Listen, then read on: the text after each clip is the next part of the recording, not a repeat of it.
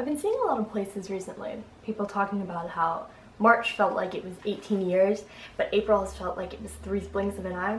I feel like I'm not really in that camp because my April TBR was taking up space on the top of my bookshelf for way too long, at least in my mind. And so now, you know, the thing that's gonna be on my bookshelf, it's gonna be May.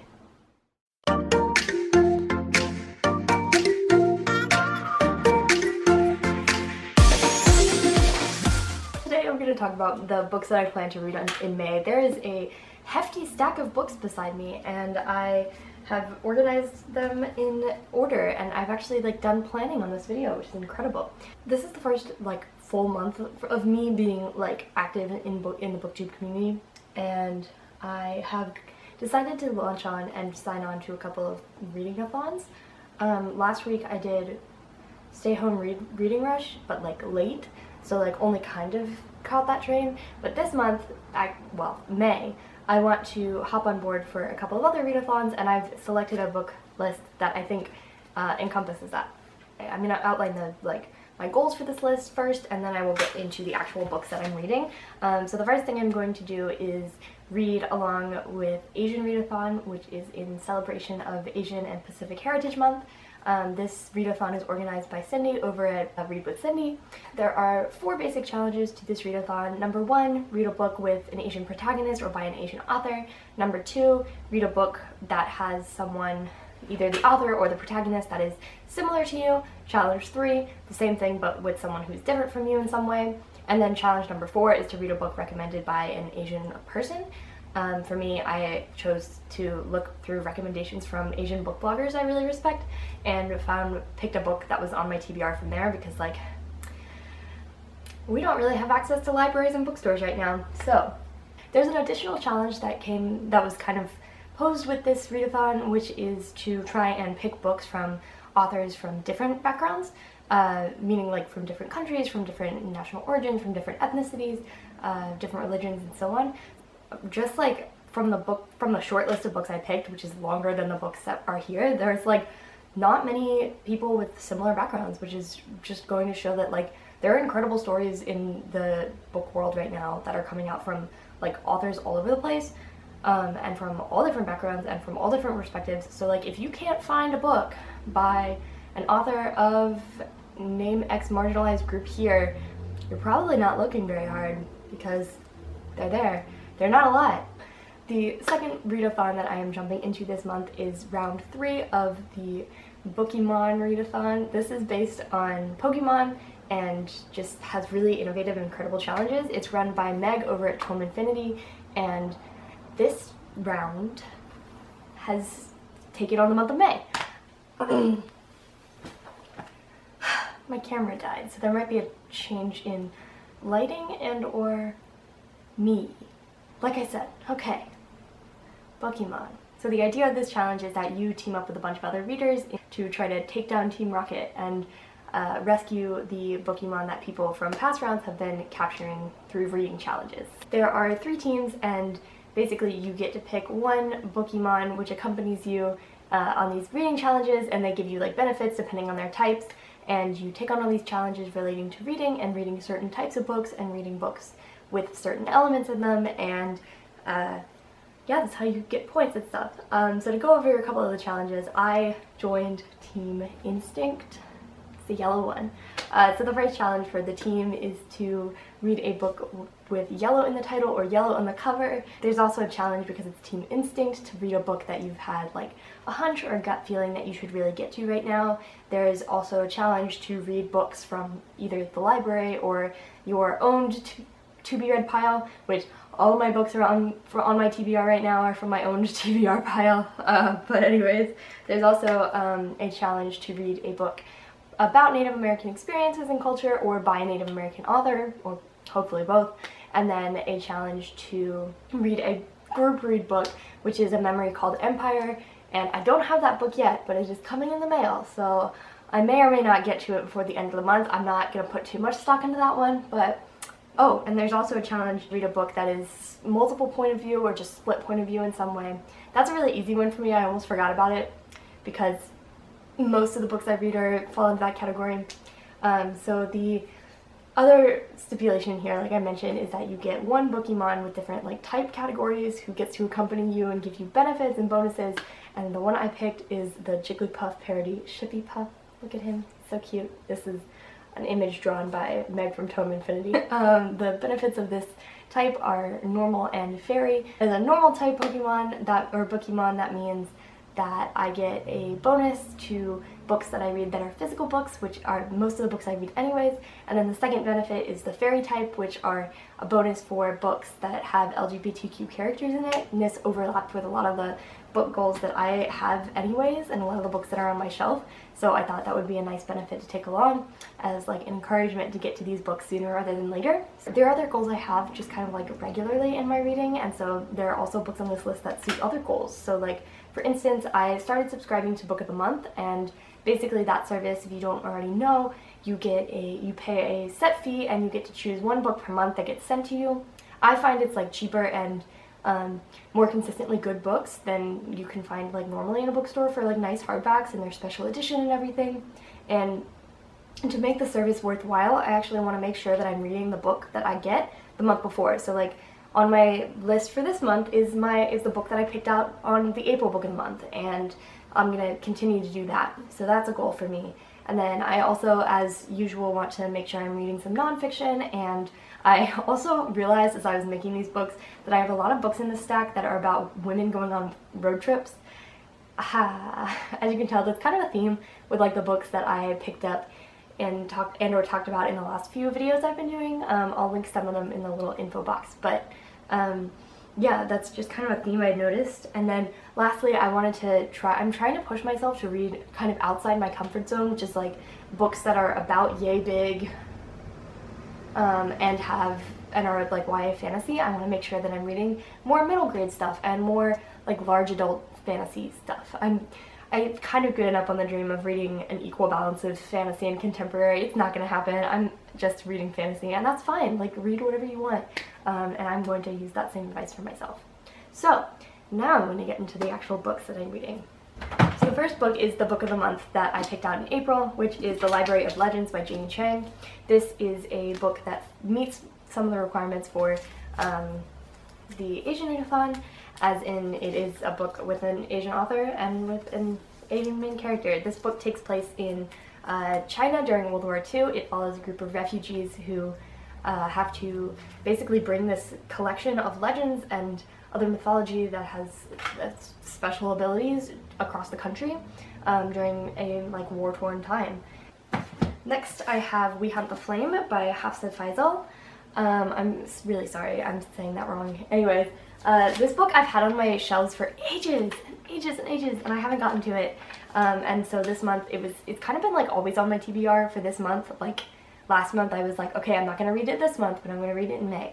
And so I'm staying true to that and putting it on May TBR. This book follows an assassin girl named Zafira, and she is both posing as a guy in order to maintain her like status and identity, and then also she ends up having to go after another goal and venture forth into the countryside and make allies and enemies and YA fantasy stuff. This book fits one of the like categories that is like book that is similar to you, because the author is actually from Texas, or like living in Texas, was born, I believe she was born in like Florida or somewhere else in the southeast US, and I'm born in Georgia in the southeast US and am now living in Texas. So I found that similarity to the author something that we have in common and something that is just an interesting bonding point, I guess. Next on this list is The Night Tiger by Yangtze Shu. Shu is a Malaysian author, I believe. Yeah, and writes in this more like magical realism type fantasy that I don't read as much. So I'm expecting this book to be a lot more lyrical and literary than some of the other books on my list. It follows a young girl and kind of a coming of age story with her, and then also a like child, and they have to they encounter these magical things in their world. So they're living in 1930s colonial Malaysia, and they encounter different like supernatural experiences and kind of venture through their lives and grapple with the circumstances around them. So yeah, I picked up this book a few months ago. I can't remember where I got it from. Usually I leave the stickers on my books that tell me where I got them from, just because I like having that paper trail. But I'm actually sure when I got this or where I got it from, but it's been on my bookshelf for a while, and so I wanted to make sure that I got to it because, yeah, I think it offers some variety to what I'm reading, and then also is a good book for Asian Heritage Month.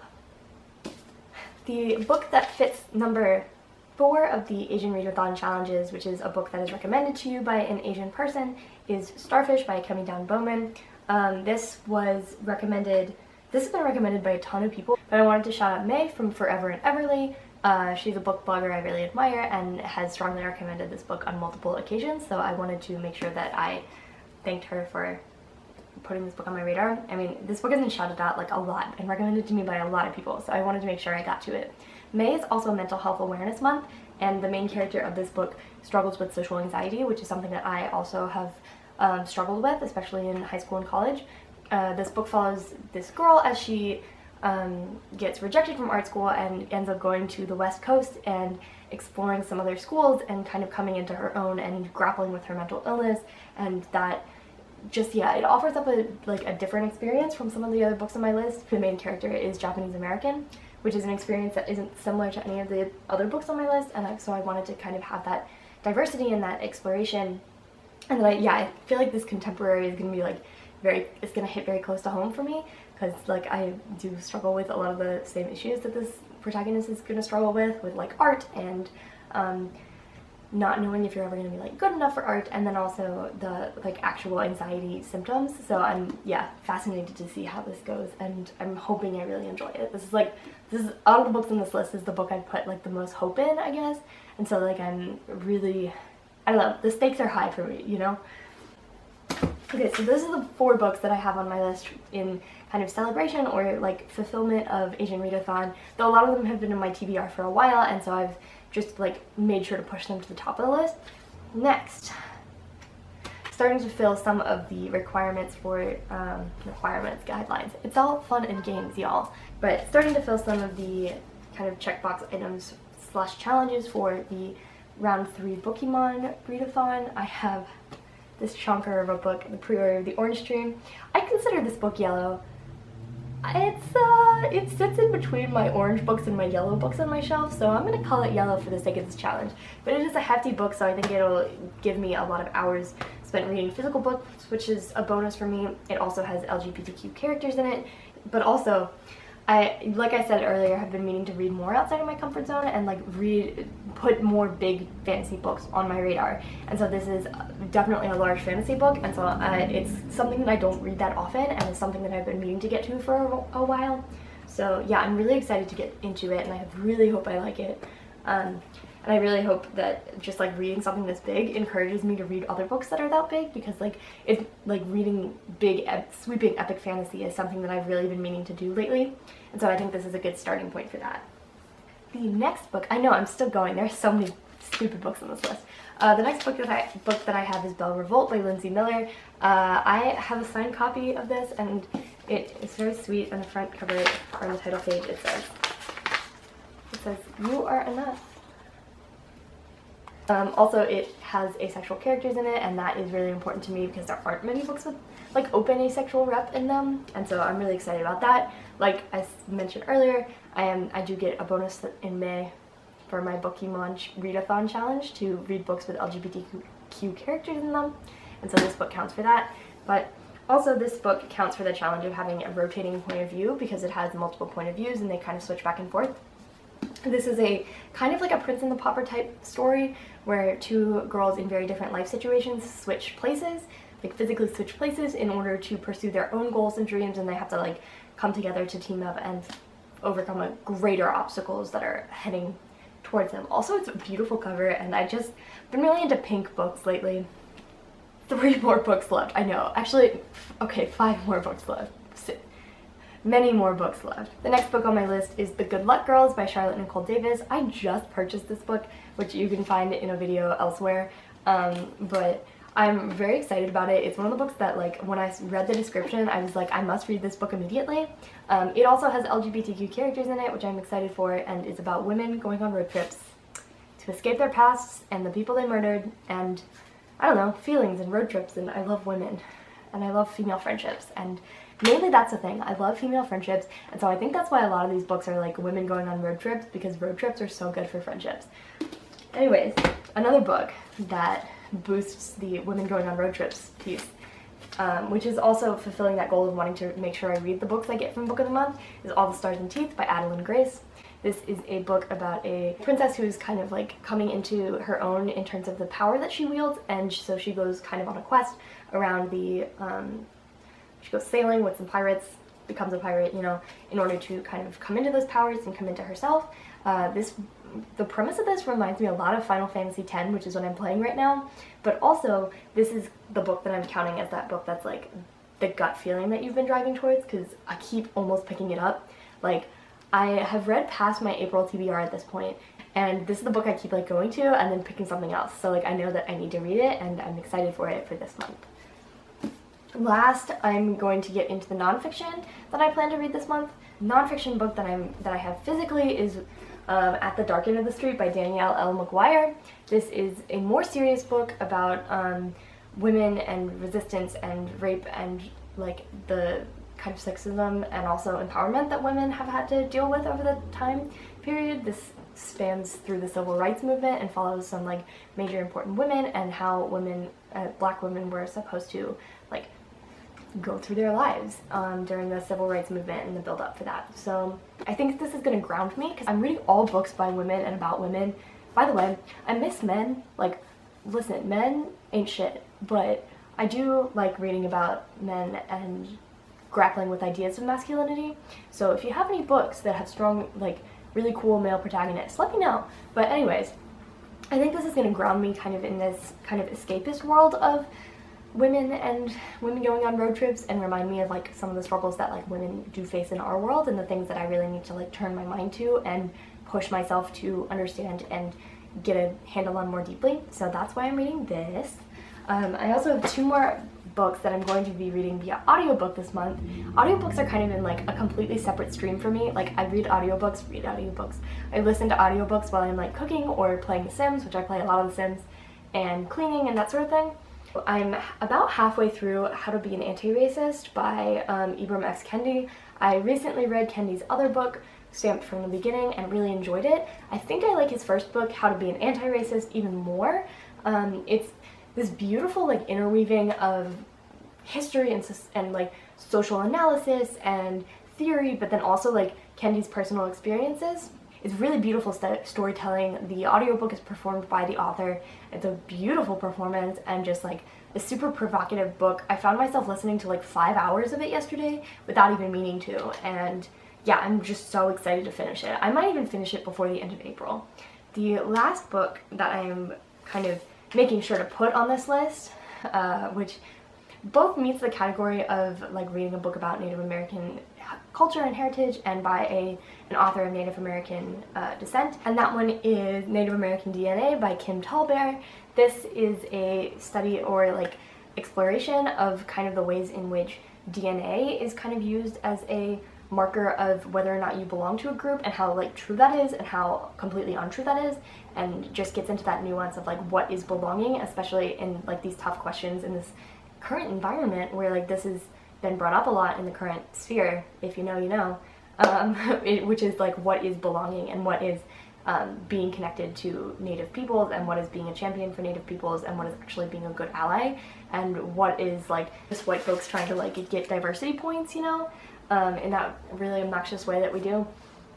And so yeah, I'm really interested in getting into this. It kind of aligns very nicely with the kind of like racial equity like reading list that I've been going along for the past few months, and just like makes sure that I'm getting context and really advancing the social narrative that I'm trying to be a part of. And so that is the book that I have picked to fulfill, or like to push to the top of my TBR in respect to filling this Bookémon challenge.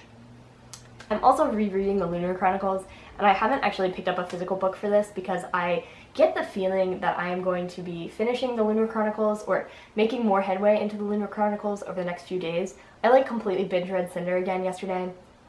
I'm going to be making a separate video on that book because I have a lot of strong positive feelings about that book, but I'm sure that I'm going to be reading Scarlet and Cress and Winter, which are the other 3 books in the series, over the next few days. I just don't know how long, and like I don't know if I will be done before April or if I will still have not read Scarlet before May starts, or so on and so forth. So I'm probably going to be reading the Lunar Chronicles amidst all of this, or after I finish this list. You might be wondering, Erica, wasn't just book 1 of the Arc of the Scythe trilogy on your April TBR, and weren't you going to read the other 2 books in May? I've already finished Thunderhead, and I'm reading the Toll right now. Haha. So, I think I will be done with that before May, and if I'm not, it's going to be kind of in that like under the radar books to read. Yes. I read 5 books past my April TBR, a lot of them within the past week. And so that's why my May TBR is so large, because there's a lot of challenges that I want to meet, but also because I have a good idea of like what my quarantine reading schedule actually looks like, and it involves a lot of reading. And so I think I'm confident enough to put a rather large, hefty reading load on myself for this month, but then if I don't finish it, like it's not that big of a deal, because like reading should just be like whatever you want, whenever you want, so. But yeah, those are the books that I'm planning to read during May, and the challenges that I'm trying to take part in. If you're also taking part in Asian Readathon, or if you are also taking part in the Bookémon Round 3 challenges, let me know down in the comments, or if, you know, on Twitter, I don't know, on Instagram, wherever it takes your fancy, because I would love to talk to other people who are taking these on, and I would love to talk to other people about like what they're learning and what they're learning to appreciate and what they're coming to understand more deeply. That is everything, I think, from me for today. So take care, everyone, and I will see you next time.